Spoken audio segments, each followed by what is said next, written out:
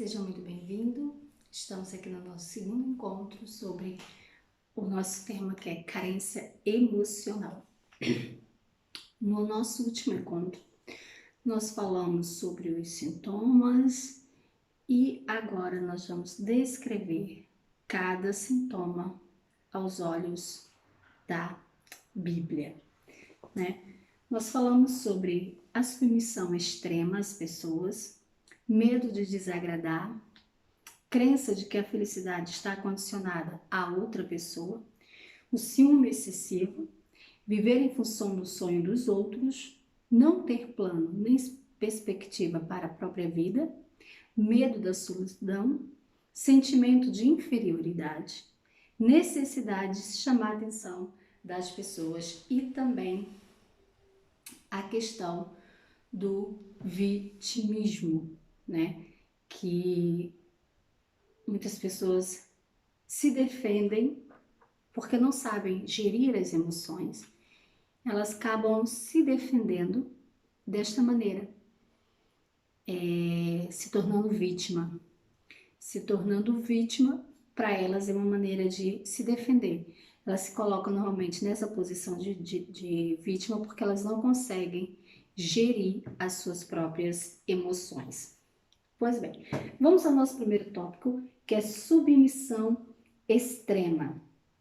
A submissão extrema é o ato de submeter as vontades dos outros, a vontade de, por exemplo, do seu cônjuge. Às vezes você faz mais as vontades dele, mesmo que seja contra a sua vontade. Você vai comprar uma roupa e você não gosta muito da roupa, mas porque o seu marido, o seu namorado ou a sua amiga que está com você gostou, você acaba por comprar. Às vezes você assiste um filme que você não gosta, mas assiste porque quem está com você gosta de assistir. Às vezes você não vai para um lugar muito que é muito seu gosto, que é muito do seu feitio, mas você acaba por ir porque o outro gosta. Às vezes você toma decisões, viagens, são coisas pequenas, até mesmo em relação à comida. Às vezes você está no restaurante, você queria comer pizza, mas não come porque o outro não é a vontade do outro. Então, a submissão, as pessoas falam de submissão achando que submissão é só o fato de se submeter a ordens, a baixar a cabeça. Não, eu estou falando nas emoções. Nas emoções, a submissão extrema é o fato de você abdicar de você para obedecer às vontades do outro. Você deixa de viver as suas emoções, de viver os seus desejos para viver o desejo do outro. Uma pessoa submissa, ela acaba sentindo-se humilhada, uma vez que ela se sujeita a tudo que a outra pessoa pede, sem questionamento ou tentativa de impor suas vontades e pensamentos. Uma pessoa submissa, ela nunca se impõe, ela nunca fala o que ela pensa, ela nunca fala o que ela quer, ela nunca ouve o que ela quer, ela nunca faz o que ela quer. Aí isso gera nela o fato dela não conseguir expressar as suas emoções, os seus desejos e as suas vontades, gera nela um sentimento de humilhação. Ela se sente humilhada. Aí quando ela tem a oportunidade de falar alguma coisa, ela vai expressar o que ela está vivendo, o que ela está sentindo, através da humilhação. Quando ela vai ter a oportunidade, ela vai dizer que ela é humilhada, ela não opina nada, ela não escolhe nada, ela nunca faz nada do que ela quer, mas essa é uma condição, ela culpa a outra pessoa por essa condição que ela está. E esquece que nessa condição, quem a colocou foi ela própria. A pessoa submissa, ela se auto-intitula humilhada por decisões tomadas por ela própria. O sentimento que ela tem é o sentimento disso, ela se vê dessa maneira, estou sendo humilhada, mas ela não consegue reagir, porque dentro dela, ela não tem força, ela não tem o autoconhecimento e a alta confiança de se impor quanto a isso. Nós vamos ver na Bíblia, em relação do rei Acabe. Você abre sua Bíblia no 1 Reis, no livro de 1 Reis, capítulo 2, 1 Reis, capítulo 2, nós vamos ver o rei Acabe. Vai relatar, né, ali no versículo capítulo 21, desculpa, relata a morte de Nabote, o fato de Nabote não ter dito não a Acabe. Acabe queria a vinha de Nabote e Nabote negou essa vinha porque era herança de sua família. Então o rei, ele se deprime, vai para casa, não quer comer, não quer fazer nada, e Jezabel toma a atitude então de tramar contra a família de Nabote, e Nabote é morto. Então Jezabel diz para Acabe, se veste, come, bebe, porque Nabote é morto, e Acabe vai lá e toma posse da vinha. Nós vamos ver um rei que tem todo o domínio, que tem toda a educação, todo o conhecimento, que tem todo o poder sobre si, mas acaba se submetendo às muitas vontades de Jezabel. Quando nós vamos ler o livro de Reis, nós vamos ver toda uma história de Acabe com Jezabel, que Jezabel é ela quem toma a atitude de perseguir os profetas. É ela quem toma a atitude de querer perseguir Elias. É ela quem toma a atitude de matar Nabote. Mas quem é o rei? É Acabe. Acabe poderia muito bem reter as vontades de Jezabel. Mas como ele é submisso a Jezabel, ele se submete às vontades de Jezabel, porque essa era a maneira que Acabe tinha de amar Jezabel, de expor o seu amor por Jezabel. Acabe tinha perdido o controle de si mesmo. Ele tirou o controle, o seu autocontrole, e colocou na mão de Jezabel. E é isso que acontece conosco quando nós nos tornamos uma pessoa submissa. Nós tiramos de nós o controle, que é nosso, somos nós que temos o controle do nosso eu, mas nós entregamos esse controle para uma outra pessoa, para quem está ao nosso lado, independente de quem seja. Mas nós vamos ver que isso acontece, se você for ler a história de Acabe, você vai perceber que tudo isso acontece porque Acabe tomou uma decisão errada. Acabe escolheu fazer aquilo que não era a vontade de Deus. Então, Acabe esqueceu quem ele era, de qual família ele pertencia e a qual Deus ele servia. Quando nós esquecemos quem somos, quando nós esquecemos a quem nós servimos, nós permitimos que outra pessoa tome o controle sobre isso. Quando nós não nos conhecemos, nós permitimos viver uma vida construída por um personagem criado por quem está ao nosso lado. Muitas pessoas são influenciadas por personagens que as pessoas criam dela. Tipo, às vezes a pessoa ela é emocionalmente até forte, mas uma pessoa que está ao lado dela vê ela como frágil e começa a dizer, ela é frágil, ela é fraca, chora à toa. Daqui a pouco você está vivendo tudo aquilo que a pessoa está dizendo que você é. E você abandona quem você é, você esquece quem você é e passa a viver o personagem que a outra pessoa criou. Essa é uma característica de uma pessoa submissa. Ela não sabe quem ela é e ela vive em função da vida do outro. Nós vamos ver outro sintoma, que é o medo de desagradar. O medo de desagradar. Quem aqui não tem medo de desagradar? Muitas das vezes nós deixamos de viver coisas, deixamos de possuir coisas, de expor opiniões, de se vestir de outras maneiras, porque nós temos medo de desagradar quem está ao nosso lado, quem convive ali conosco, quem está ao nosso meio. O medo de desagradar é outro indício de que fica bastante evidente que você sofre de uma carência afetiva, uma carência emocional.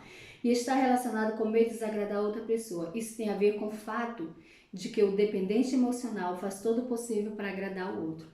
São aquele tipo de pessoas que vivem a sua vida em função do outro, em função da outra pessoa. Em Gênesis, tá no capítulo 30, mas vem antes também, que está relacionado à história de Lia e de Raquel. Nós vamos ver Lia, ela vive em função de Jacó, de não querer desagradar Jacó.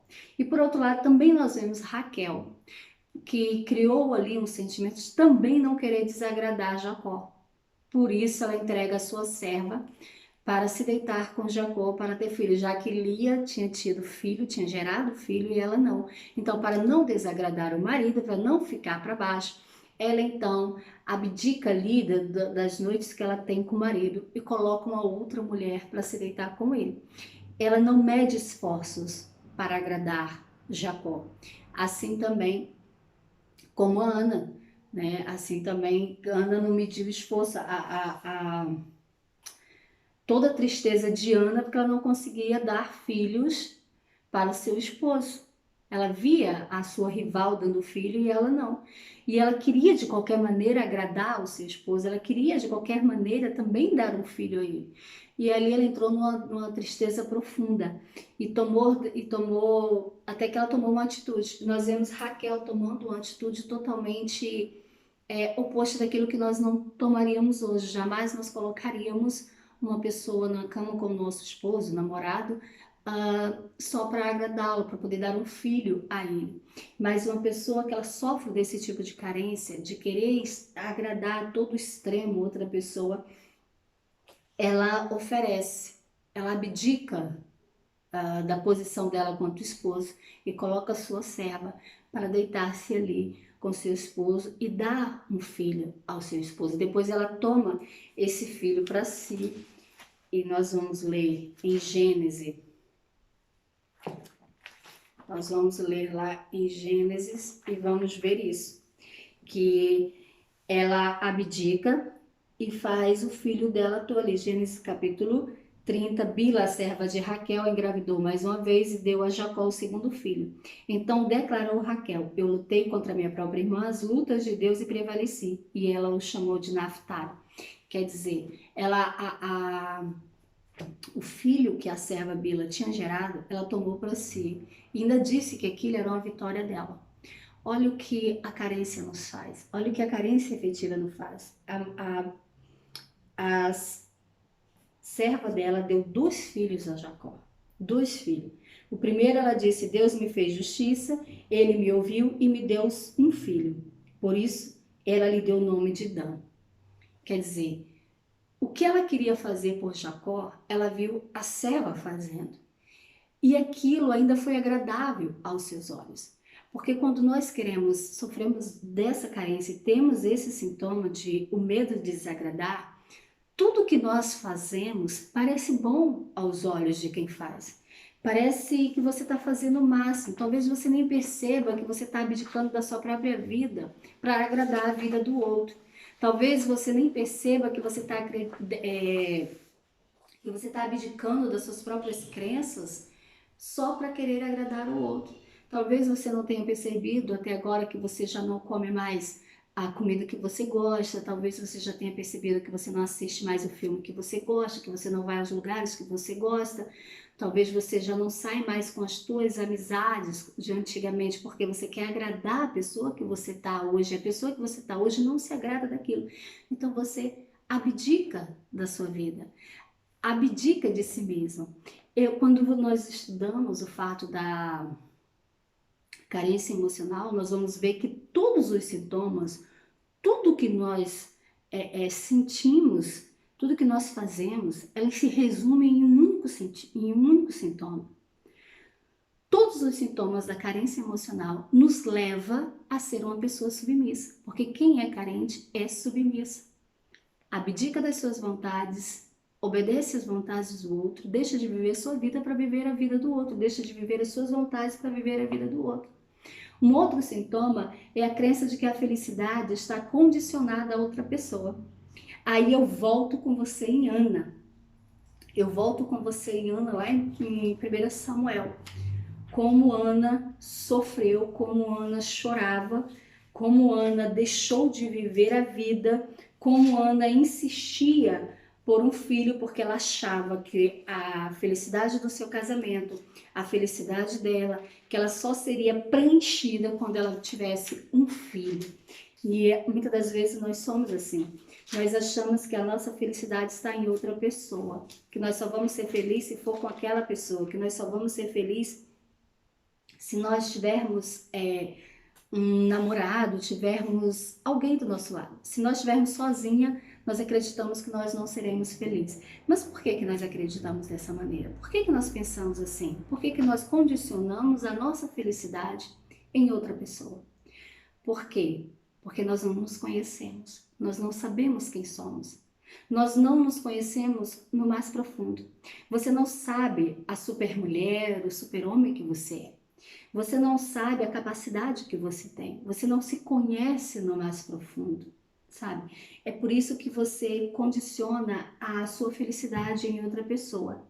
E eu vejo que muitas pessoas sofrem com esse tipo de carência, sofrem com esse tipo de sintoma, acredita que exclusivamente a sua felicidade está em alguém ou em alguma coisa.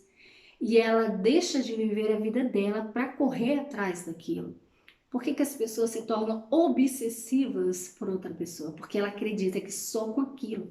Tem pessoas que vivem um casamento, um relacionamento totalmente oposto daquilo que ela queria viver. Tem pessoas que vivem humilhadas, pessoas que apanham. Por que que muitas mulheres sofrem violências domésticas e não conseguem abandonar o seu esposo?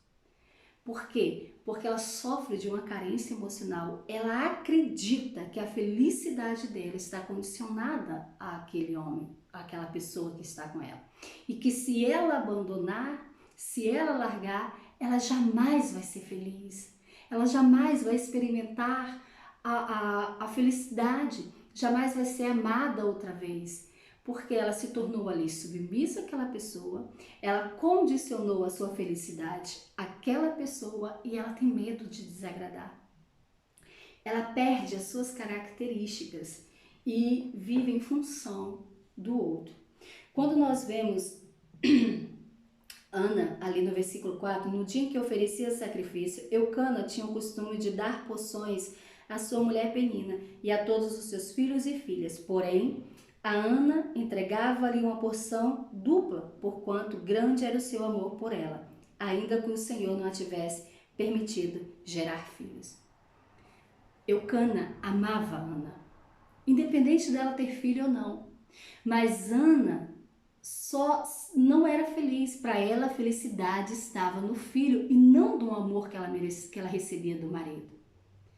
Olha a condição que Ana impôs para ela própria, para ela mesma ser feliz. Eu só vou ser feliz quando eu tiver um filho. Ana perdeu ali a oportunidade de viver um casamento feliz. Perdeu a oportunidade de experimentar, de viver cada dia ao lado do seu esposo, porque condicionou a felicidade dela no filho. E enquanto o filho dela não chegasse, independente do que Eucana fazia, independente do amor que Eucana demonstrasse por ela, ela não era feliz. Nós vamos ver que Ana se tornou uma mulher deprimida. Houve um momento da vida dela que ela já não comia mais. Houve um momento da vida dela que ela já não queria mais participar de nada da vida. Ana ficava triste com aquilo. Até que Eucana abriu os olhos de Ana e disse: Ana, por que choras e não te alimentas? Por que está tão infeliz? Será que eu não valho para ti mais do que 10 filhos? A felicidade de Eucana não estava condicionada ao filho que Ana daria a ele. A felicidade de Eucana estava condicionada ao amor que ele tinha por Ana. Eucana se sentia já complementado por Ana. Só que Ana não. Ana, existia algo em Ana, existia um vazio em Ana. E ela condicionou esse vazio ao filho. E esqueceu que o que ela mais necessitava, o que mais o ser humano necessita para ser feliz, ela tinha, que é o amor. Sabe? Às vezes nós temos um vazio muito grande, nós queremos condicionar esse vazio às coisas externas que nos cercam. Por exemplo, tem pessoas que se tornam escravas da musculação. Tem pessoas que se tornam escrava de procedimentos estéticos, de compras, de salões de beleza. Tem pessoas que se tornam escravas porque eles condicionaram a felicidade e a perfeição da sua vida naquilo. Quando na verdade esse vazio aí é um vazio do seu autoconhecimento. É um vazio que não pode ser preenchido por nada externo, e sim interno. É uma mudança interior que ela tem que viver. Ela tem que buscar de onde é esse vazio. E esse vazio, ele é preenchido exclusivamente pelo Espírito de Deus. Nós vamos ver na criação do homem, quando Deus criou Adão, Adão tinha forma, mas Adão estava vazio. Adão criou vida, Adão teve vida a partir do sopro de Deus. Quando Deus colocou no interior de Adão, quando Deus colocou no vazio que havia em Adão, o seu espírito. Então, muitas das vezes, você está condicionando a sua felicidade, tentando preencher o vazio que há em você, com coisas externas, enfeitando o seu exterior, enfeitando o seu corpo, enfeitando o seu rosto, o seu cabelo. Mas você está esquecendo de buscar a sua essência. Quando Adão recebeu o Espírito, então Adão recebeu todo o conhecimento de quem ele era. Ele não era apenas um monte de barro moldado. Ele era agora um ser humano preenchido, completo, pelo Espírito de Deus. Ana condicionou a felicidade dela ao filho. Mas nós vamos ler no decorrer que a felicidade de Ana não veio quando Samuel nasceu, não veio quando ela concebeu Samuel. A felicidade de Ana veio quando ela compreendeu, preencheu o vazio dela de verdade. No versículo 18, estava assim: ao que ela respondeu, que a tua serva alcance graça diante de ti e que pense sempre bem de minha pessoa. Em seguida, Ana seguiu o seu caminho, comeu e o seu rosto já não havia mais desalento. Em algumas versões vai dizer que ela já tinha, o semblante dela tinha sido transformado. Mas como? Ana orou ao Senhor. Quando Eucana abriu seus olhos e disse: Ana, o meu amor não basta? Ana então tomou uma atitude, acordou, despertou e foi aos pés do Senhor. E nos pés do Senhor, buscando ser preenchida pelo Senhor, buscando ali uma reconstrução do seu eu, aonde ela diz: Senhor, onde ela ora ali pedindo ao Senhor, fazendo um voto com o Senhor, se entregando ali totalmente, entregando a sua necessidade, a sua ansiedade, entregando ali todo aquele sentimento que ela construiu, entregando tudo aquilo nas mãos do Senhor. Nós vamos perceber que ao se levantar desta oração, o semblante de Ana foi transformado. Porque quando nós entregamos todos os nossos medos, todas as nossas ansiedades, e nós permitimos que o Espírito de Deus entre em nós, nos preencha por completo, automaticamente nós somos libertos de toda essa dependência, de toda essa carência, porque em nós vai ser colocado um sopro de vida que consegue preencher por completo o vazio que nós temos. Também tem outro ciúme, o ciúme excessivo, que é um dos sintomas. Olha, mas o ciúme excessivo, ele é construído a partir dessas carências que nós sofremos, a partir desses outros sintomas, porque uma pessoa que ela é submissa, que ela condiciona a felicidade dela a outra pessoa, uma pessoa que tem medo de perder outra pessoa e por isso agrada a todo e qualquer custo, ela cria ali um ciúme obsessivo, porque ela é insegura, ela não consegue imaginar a vida dela sem aquela outra pessoa, então ela não quer de maneira alguma permitir que outra pessoa se aproxime do seu cônjuge ou daquele com quem ela condicionou a sua felicidade. Não pode jamais. Nós vamos ver Sara, quando Sara tem o seu filho Isaac, então Sara ali pede que Ismael seja retirado do meio de Isaac, porque ela não quer mais que Isaac conviva com Ismael. Eu vejo ali uma Sara que não consegue ali lidar com as suas emoções, porque Ismael existiu a partir de uma carência de Sara, a partir de uma carência ali que Sara construiu pela sua falta de fé. Então, Ismael surgiu a partir de uma carência afetiva de Sara, que entregou a serva a Abraão e concebeu Ismael. E agora que ela tinha conseguido a sua bênção, que ela tinha ali, que tinha em mãos aquilo com o qual ela condicionou a sua felicidade, ela não conseguia mais ver os dois dividindo o mesmo lugar. Porque ali era uma briga de criança, ali, criança briga assim mesmo, mas ela não conseguiu lidar com as emoções, ela não conseguiu lidar com este ciúme. Não, Ismael não pode mais ter ali a mesma coisa que Isaac. Ok, nós vamos perceber que existe sim, existia sim uma promessa de que somente o filho da promessa, o filho das entranhas de Abraão, o filho que nascesse de Abraão, que nascesse do coração de Abraão, que nascesse, que vinha do desejo de Abraão, o qual Ismael não foi, porque Ismael nasceu de uma carência de Sara e não do desejo de Abraão. Por isso Ismael não era o filho da promessa. E sim Isaac, porque Abraão desejou Isaac. Deus prometeu Isaac e não Ismael. Mas, tendo todo esse conhecimento, como nós estamos falando de emoções, eu quero que você veja ali Sara que não conseguiu controlar essa emoção. Ok? Que existia uma história, a partir daí, Ismael se tornou um grande perseguidor, formou um exército que depois se tornaria uma grande, que existe até hoje, a briga entre árabes e judeus, que nasceu a partir de Ismael e Isaac. Então, mas nós vamos ver ali Sara que não conseguiu lidar com esse tipo de emoção.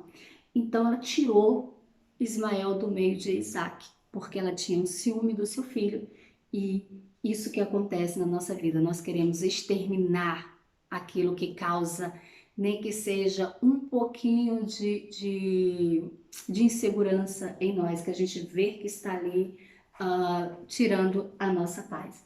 Um outro sintoma que nós temos também é o viver em função dos sonhos dos outros. Aí eu volto com você em Lia, eu volto com você em Lia. Eu acho interessante isso porque não era o desejo de Lia se casar com Jacó. Lia foi entregue e influenciada pelo seu pai a ir com Jacó, né? E nós vamos ver ali toda a carência de Lia. Nós vamos ver ali todo o desejo que Lia tinha de agradar Jacó, porque Lia não era amada. E Deus viu isso. Deus via que Lia não era amada por Jacó. No versículo 31 do capítulo 29 diz assim: o Senhor percebeu que Lia não era amada por Jacó, e ele a tornou fecunda, enquanto Raquel permaneceu estéril. Lia não era amada, mas ela vivia em função dos sonhos, em função dos projetos de Jacó.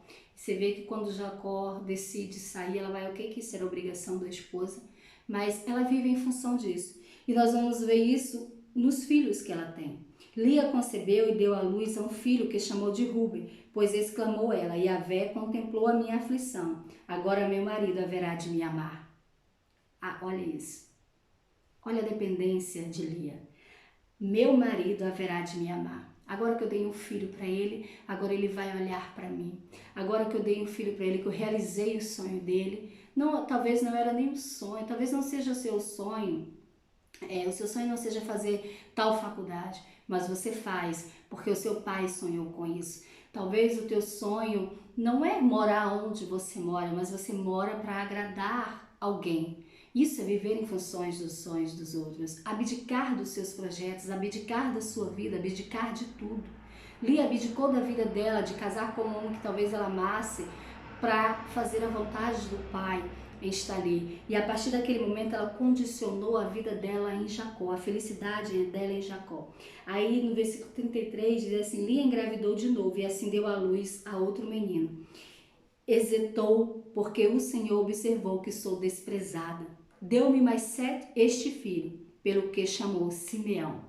Concebeu ainda outra vez e deu à luz um filho e declarou: agora finalmente meu marido me dará toda a atenção, porquanto já lhe dei 3 filhos. Por esse motivo, lhe deu o nome de Levi.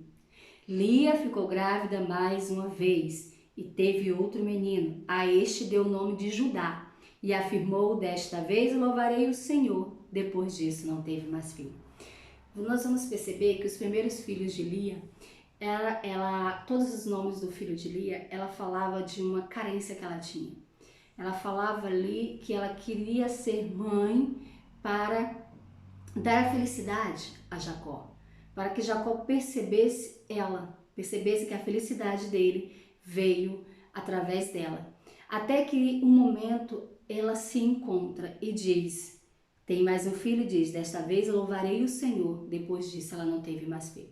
Quando ela compreendeu que a felicidade dela não estava mais em dar filhos para satisfazer Jacó, mas estava nela e em Deus, ela então parou de ter filhos. Depois ela teve mais filhos, mas ela percebeu que agora a minha felicidade não está mais condicionada em Jacó. Agora a minha felicidade está condicionada em Deus. O meu vazio agora foi preenchido por Deus. Então eu já não tenho mais a dependência de gerar para agradar. Eu não tenho mais a dependência de ficar grávida todo instante só para agradar. Ela parou de viver os sonhos de Jacó e começou a viver os sonhos dela, porque naquela época gerar um filho, dar um filho, ter um filho, principalmente homem, era uma grande satisfação para os homens. Nós vamos ver um outro sintoma, que é não ter planos nem perspectiva para a sua própria vida. E você vê isso também em Lia. Lia não planejava a sua vida em torno dela, planejava a sua vida em torno de Jacó. Os filhos eram para Jacó, os filhos eram para satisfazer Jacó e não para satisfazer a ela mesma. Aí nós temos um outro que é o medo da solidão. A solidão é acompanhada de um sentimento de desamparo e desconexão com o ambiente, ou seja, tudo que o carente emocional procura fugir. Quem é dependente emocionalmente não consegue se ver sozinho, isto porque tem medo da solidão e não consegue lidar com este sentimento. Ele não consegue encontrar a felicidade estando sozinho, precisando sempre de alguém para ser feliz. É a mesma coisa de condicionar a felicidade de outra pessoa. Uma pessoa que tem medo de solidão, independente do que ela tenha fisicamente, materialmente, financeiramente, ela condiciona a felicidade dela em alguém. Por exemplo, quem tem medo da solidão não consegue fazer nada sozinho, não toma as decisões sozinhos. Não vai a um centro comercial sozinha, não vai a nenhuma consulta sozinha. Para fazer uma faculdade necessita de que alguém esteja ali com ela fazendo, sabe? Pessoas que não conseguem nem ir ao cabeleireiro sozinha, não conseguem ir ao supermercado sozinha.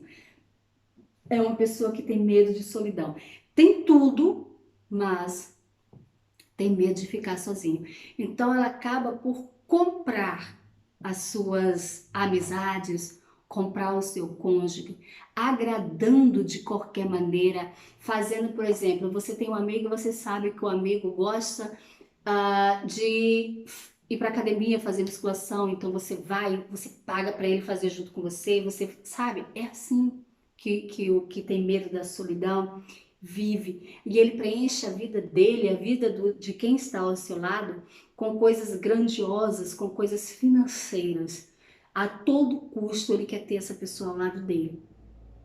Aí quando eu falo desse medo da solidão, eu me lembro bem um pouco de Salomão, porque Salomão preencheu muito. Salomão teve 700 e tal mulheres. Você imagina? Ele queria a todo instante estar ocupado, preenchido de tudo, sabe? Essa é a vida. Para que tantas mulheres? Que carência era essa que Salomão tinha? Talvez seria medo de ficar sozinho, não sei. Aí nós vamos ver também outro sintoma, que é o sentimento de inferioridade. Eu vejo muito isso em Gideão, porque Gideão foi escolhido pelo próprio Deus. Gideão teve a palavra do próprio Deus dizendo que tinha escolhido ele para ser o libertador. Mas ele se dirige para Deus dizendo, porque eu sou pequeno, sou o menor da casa. Nós vamos ver Moisés também dizendo isso. Eu não sei falar, escolhe outro lugar. Olha o sentimento de inferioridade. Aí nós vamos ver Gideão ainda fazendo prova com Deus para saber se ele mesmo foi escolhido. Senhor, se sou eu, vai cair orvalho e tal. Mas nós vemos isso na nossa vida real. As pessoas, hoje em dia, as pessoas não conseguem receber elogios. Aqui Gideão não conseguiu receber a palavra de Deus. Gideão não acreditava que ele seria escolhido por Deus, sabe? Ele achava que ele não tinha capacidade. Aí nós vamos ver Deus olhando a gente com um olhar diferenciado do que nós temos de nós mesmos. Deus nos vê de uma maneira diferente de nós. Nós olhamos para nós por aquilo que nós vimos e ouvimos, mas Deus vê a partir daquilo que Ele criou. E quando Ele nos criou, Ele colocou em nós o seu espírito, um espírito de coragem, um espírito criativo. Quem já teve aqui o Clube Curadas comigo sabe sobre isso, porque eu falei nisso, quem eu sou, a minha identidade. Que nós recebemos um espírito criativo, um espírito dominador, um espírito forte, corajoso. Nós recebemos tudo isso de Deus quando fomos criados por Ele. Mas Gideão não olhava aqui como Deus o via, porque Deus o via a partir daquilo que Deus o criou, mas Gideão via a partir daquilo que ele estava vivendo.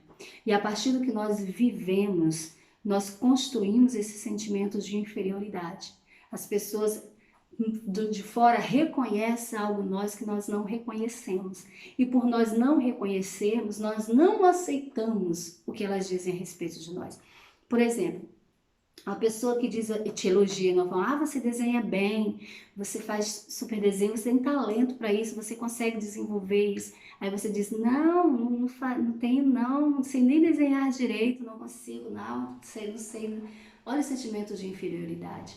As pessoas dizem assim, nossa, você é linda, você é isso, você é aquilo. Aí você automaticamente, a tua resposta é, mas eu tô tão gorda, eu preciso emagrecer.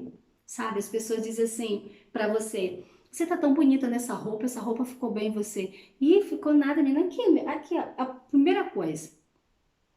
Nossa, você tá linda, tá bonita, tá mais magra, tô nada, menina, tô perdendo, preciso perder não sei quantos quilos aqui, pneu ali, tô cheia de celulite, tô cheia disso. Olha isso, às vezes o nosso próprio marido nos elogia e nós mostramos os nossos defeitos para ele, nós mostramos para ele aquilo que ele não enxerga em nós. Somos nós que apresentamos as nossas celulites para os nossos maridos. Somos nós que apresentamos os nossos pneus, porque ele não vê isso. Ele vê uma mulher bonita, quem ele ama e que escolheu para estar com ele.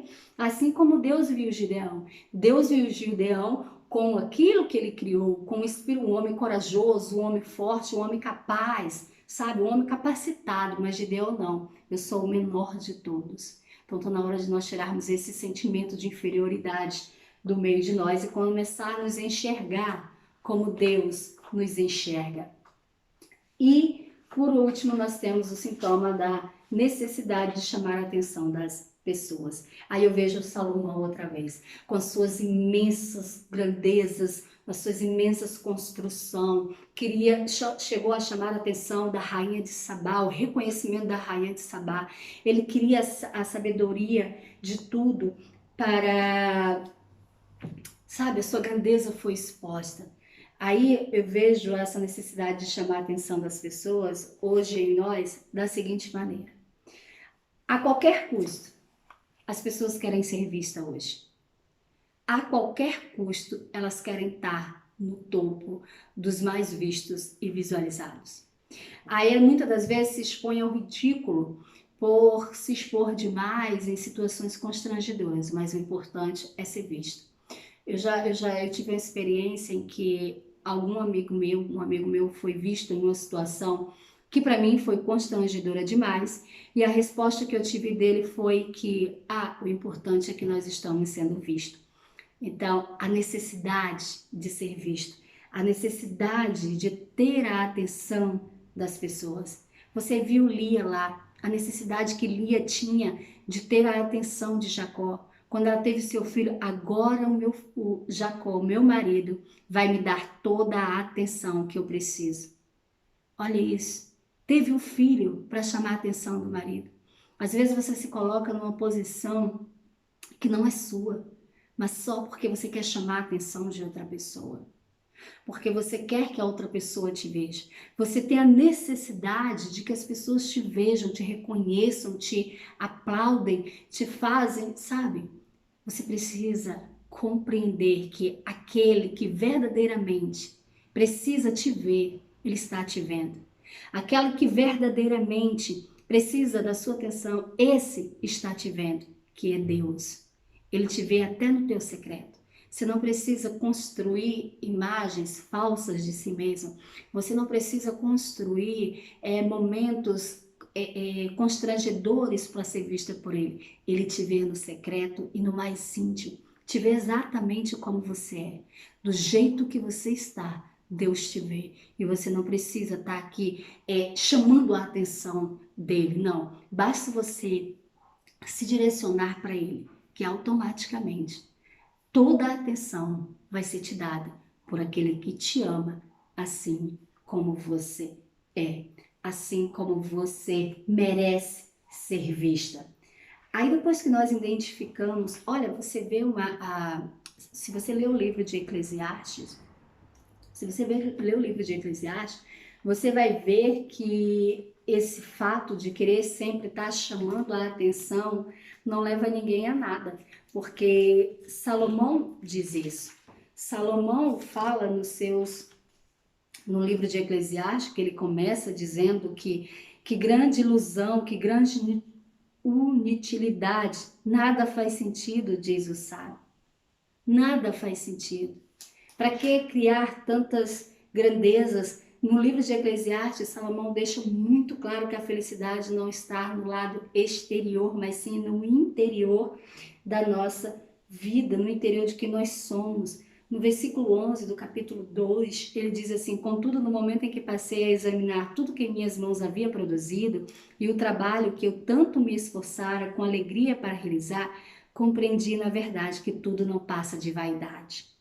Um inútil e enorme vazio, como correr atrás de um vento, ou seja, não há qualquer valor real, nada útil em tudo que se faz debaixo do céu, em tudo que é produzido por você mesmo, em todos os sentimentos e emoções produzidas a partir das tuas vontades, dos teus desejos, são inúteis. Todas as tuas ações produzidas a partir das tuas carências, da tua fragilidade, é inútil. É inútil todo o esforço que você faz a partir das tuas carências, sabe? É inútil você querer ser preenchida por outra pessoa. É inútil você querer agradar outra pessoa a todo instante. É inútil você querer chamar a atenção das pessoas a todo instante. É inútil você condicionar a sua felicidade para outra pessoa. É inútil você se colocar na posição de vitimismo. Tudo isso é inútil. E o próprio Salomão, o próprio rei, reconhece, pois quem pode comer e beber, trabalhar ou ter alegria, sem que tudo isso não venha de Deus. Isso está no versículo 25 do capítulo 2 de Eclesiastes. Salomão, o mais sábio, o mais rico, o que mais teve atenção, o que mais foi bajulado, o que mais tinha mulheres, que teve um rei grandioso, que a prata se tornou comum. Esse rei declarou que tudo isso era inútil, porque tudo que necessitamos, tudo que verdadeiramente precisamos, isso vem de Deus. A busca para as coisas do mundo exterior nada serve, porque o interior, ele só pode ser preenchido pelo próprio Deus. Aí você pode estar se perguntando, mas como que eu posso me livrar dessa carência?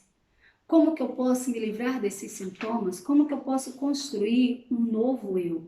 Primeiramente, você precisa buscar estar bem com você mesmo. Você precisa se reconhecer, se reconstruir. Você precisa parar e pensar, ei, quem eu sou? Quem sou eu? Eu fui construída, eu fui feita a partir de quem? A partir de quê? O que que tem em mim? O que que eu, sabe? Você tem que olhar para si, direcionar o seu olhar, se interiorizar, pensar um pouquinho em você. Pensar também em Deus, porque em Deus você tem a sua identidade. Em Deus você tem a construção do teu eu. Em Deus você tem a referência de quem você é. Em Deus você vai saber o que existe dentro de você e o que você é capaz de fazer, sabe? O que você é capaz de viver, o que está à tua espera, o que está disponível para você. Tudo isso você vai encontrar em Deus. A partir disso, a partir da tua construção, da reconstrução do teu eu, da reconstrução da tua identidade, a partir de você compreender quem você é em Deus, você vai aprender a aproveitar todos os teus momentos sozinhos. Você vai aprender que você não precisa da atenção de todo mundo para viver. Você vai aprender a se valorizar, a se amar, saber que a tua felicidade não depende do outro, mas sim da tua comunhão com Deus. Saber se envolver Você vai estar pronto para se envolver com alguém. Você vai estar pronto para amar. Porque um grande erro é você achar que você precisa de outra pessoa para ser feliz. Não. Você precisa se encontrar. Você precisa de Deus. Você precisa saber quem você é para você verdadeiramente ser feliz. Tenha isso na sua cabeça. Tenha isso em mente. Se interiorize, olhe para você, pense em quem você é. Busque em Deus quem você é. Porque esse vazio que existe dentro do seu coração, esse vazio que existe dentro da sua alma, que grita para ser preenchido, e você vem tentando preencher com as coisas externas, esse vazio só pode ser preenchido pelo Espírito de Deus. Porque é o Espírito de Deus que nos completa, sabe? É Ele que nos dá aquilo que falta, aquilo que não nos enxergamos. Porque quando nós temos o Espírito de Deus, nós começamos a não enxergar como Deus nos enxerga. Nós começamos a agir como Deus espera que nós agimos. Nós começamos a compreender que não precisamos do outro, precisamos de Deus. Amém? Fique com Deus e até o nosso próximo encontro, onde nós vamos falar de rejeição e nós vamos aprender a como exercitar tudo isso que nós aprendemos hoje. Fiquem com Deus e até o nosso próximo encontro.